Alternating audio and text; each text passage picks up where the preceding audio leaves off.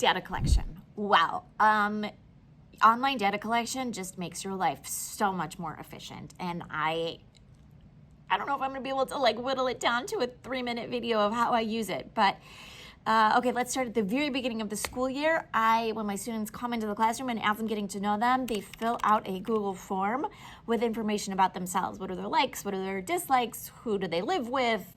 Who should I contact if I need to speak to a family member? What is something you want me to know about you? And then what is something I should know about you as a learner? So like I have to sit in the front because I can't see, or I really need visuals when I'm learning, things like that. For all of those things in a Google Doc, they fill it out really quickly, and then I have a spreadsheet that I then use throughout the year.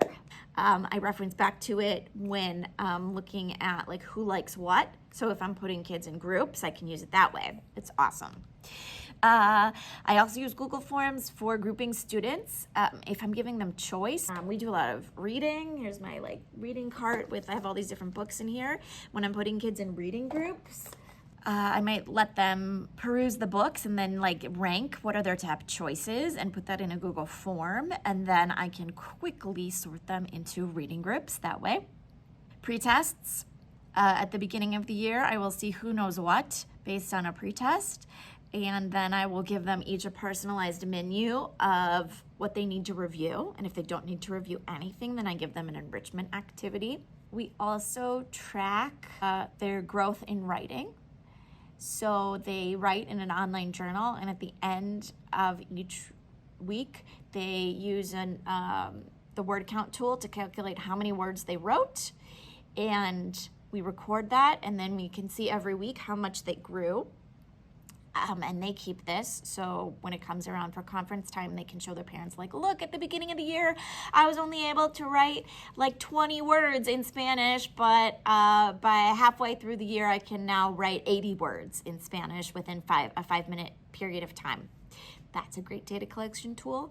And then online games like Kahoot, Gimkit, Lookit. If you get the paid subscription, they will give you a printout of a score. So sometimes I'll use that as an assessment, and I'll tell the kids, don't try to be the first one done, try to be correct, because this is going in the grade book as an assessment.